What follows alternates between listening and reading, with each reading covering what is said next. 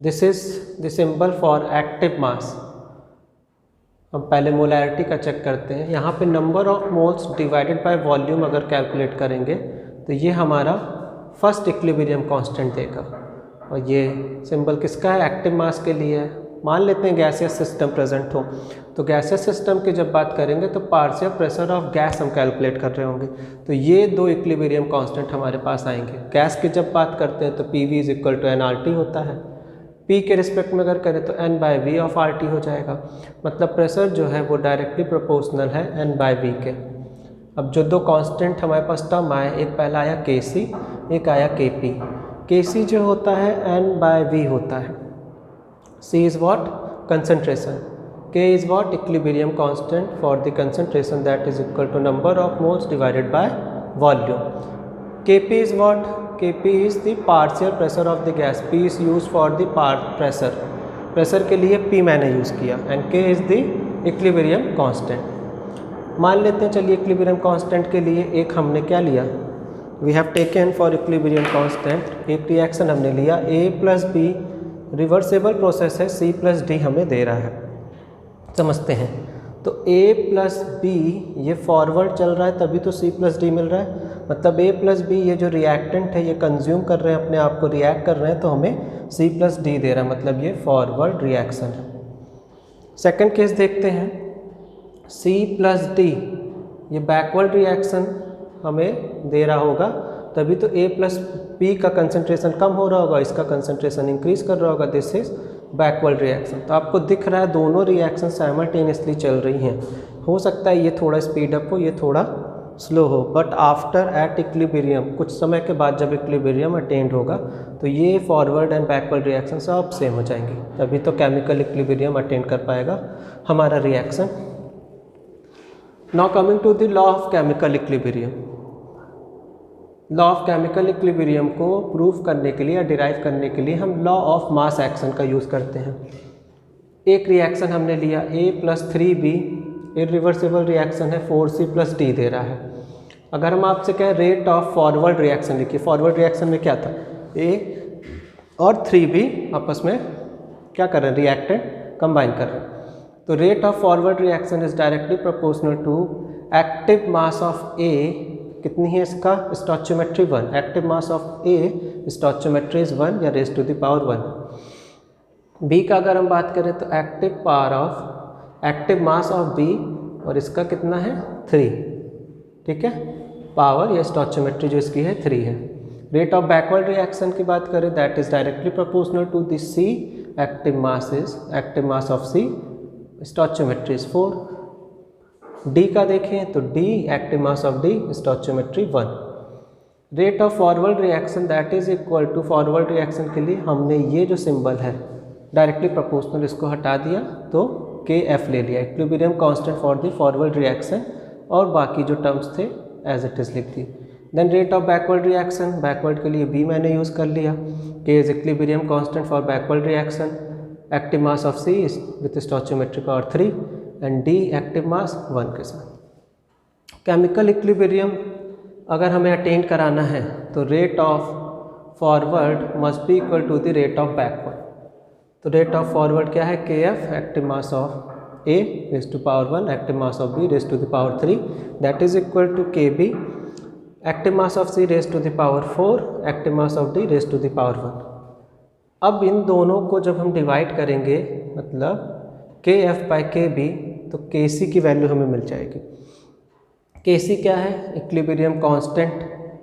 ठीक, कांस्टेंट पे तो KF by KB that is equal to product का जो साइड है वो टॉप पे रहेगा एंड रिएक्टेंट का जो साइड होता है बॉटम पे रहेगा। KC KF बाई KB होता है that is equal to product divided by reactant. इसके ऊपर ये जो पावर है ये इसकी स्टोइचियोमेट्री को डिफाइन कर रहा है। Now we are going to talk about the significance for the Ke। Ke के लिए बेटा KC और KP ये दो वैल्यूज़ को हम लोग यूज़ कर रहे थे ना। KC की बात करें तो एक्टिव मास है, इसको हम डिनोट करते हैं N/V से। मोलैरिटी होता है। यूनिट N/V का अगर हम देखें तो N is the number of mole, volume litre में मेजर होता है तो मोल पर लीटर आ गया। KC कहाँ पे? लिक्विड और गैसेस के लिए हम जितने भी लिक्विड्स होते हैं और गैसेस होते हैं वहाँ पे हम Kc की वैल्यू को कैलकुलेट करते हैं। Kp कहाँ पे कैलकुलेट होता है? ये पहली चीज़ तो पार्शियल प्रेशर होता है, P सिंबल है। गैसेस के लिए यूज़ होता है PV is equal to nRT, P is equal to N/V of RT। N/V concentration कहलाता है, या P जो है हमारा वो डायरेक्टली प्रोपोर्शनल टू है N/V ऑफ गैसेस। ठीक है, गैस के लिए ये Kp जब भी हम निकालेंगे गैस के लिए, Kc जब भी निकालते हैं लिक्विड या गैस दोनों हो सकती हैं। एग्जाम्पल से देखते हैं। सपोज CaCO3 कैल्शियम कार्बोनेट है, इरिवर्सिबल रिएक्शन है, इसने दिया CaO plus CO2। CaO solid होता है तो यहाँ पे सॉलिड लिख देते हैं, गैस है ये। हमने आपसे कहा कि Kc की वैल्यू निकाली, तो Kc आपका क्या आएगा? Kc होगा गैस का active mass. Active mass of CO2 ये कितना है? 1 ही है। Active mass of CO2 stoichiometry 1 है। Kc जब निकाल लें तो मोल पर लीटर आएगा। अगर हम Kp की बात करें, Kp जब निकालेंगे तो वो क्या हो जाएगा? पार्शियल प्रेशर ऑफ CO2, ठीक, active mass of partial pressure of CO2 stoichiometry 1 है, और प्रेशर किस में कैलकुलेट करते हैं? एटमॉस्फेयर। हो गया। एक चीज़ यहाँ पे याद रखना है, जब भी एक्टिव मास किसी सॉलिड का हम निकाल रहे होंगे वो कांस्टेंट होता है, या उसको हम यूनिटी लेते हैं। सॉलिड का देखिए हमने कोई भी एक्टिव मास नहीं लिया है, इस चीज़ को याद रखिएगा। सॉलिड का एक्टिव मास नहीं रोल प्ले करता है, लिक्विड या गैस का रोल प्ले करता है। नेक्स्ट देखते हैं एक एग्जांपल, N2O4 है, गैसेस स्टेट में, इरिवर्सिबल रिएक्शन थी, 2NO2 गैसेस फॉर्म में बना रहा। देखिए नाइट्रोजन 2 है, 2 नाइट्रोजन, ऑक्सीजन 4 है, 2 2 4 ऑक्सीजन। ठीक है, बैलेंस्ड है हमारा केमिकल रिएक्शन। Kc हम कैलकुलेट करते हैं, तो active mass of the product divided by active mass of the reactant. NO2 कितना है? इसका स्टोइचियोमेट्री 2 है, active mass of NO2 stoichiometry 2 के साथ है। N2O4 का एक्टिव मास कितना है? 1 है, तो 1 के साथ है। यूनिट इसकी क्या आएगी? Kc था, देखिए मोल पर लीटर, तो मोल पर लीटर बट स्टोइचियोमेट्री इसका 2 - 1, ये हमारा आ गया Kc का वैल्यू। ठीक, Kp की अगर बात करें तो देखिए Kp में क्या हो रहा है? Kp इज इक्वल टू क्या है? Partial pressure for NO2। Partial pressure जो NO2 का है एक्टिव मास के साथ, कितना स्टोइचियोमेट्री 2 है, एंड यहाँ पे partial pressure for N2O4 stoichiometry कितना है? 1 है। एटमॉस्फेयर में हम लोग प्रेशर कैलकुलेट करते हैं तो 2 - 1, ये Kp का आ गया और ये Kc की वैल्यू आ गई। रिलेशनशिप हम देख लें बिटवीन Kp एंड Kc, क्या रिलेशनशिप है, मतलब क्या ये लोग इस्टेब्लिशमेंट एक दूसरे के साथ करते हैं। तो Kp is equal to KcRT of delta Ng।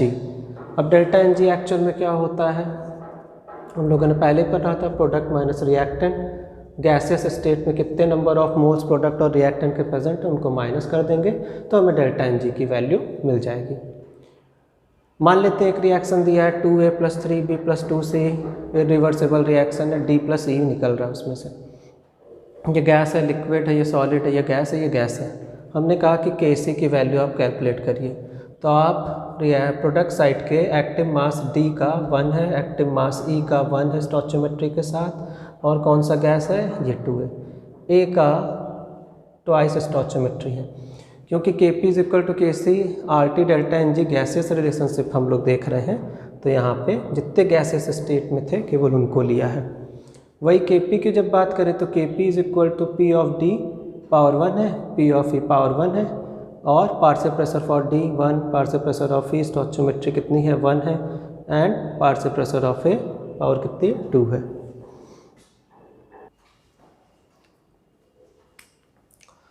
देखिए बेटा यहाँ तक हो गया था मेरा।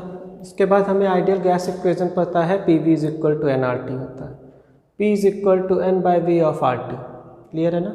N divide by V of RT। N/V क्या होता है? कंसंट्रेशन होता है।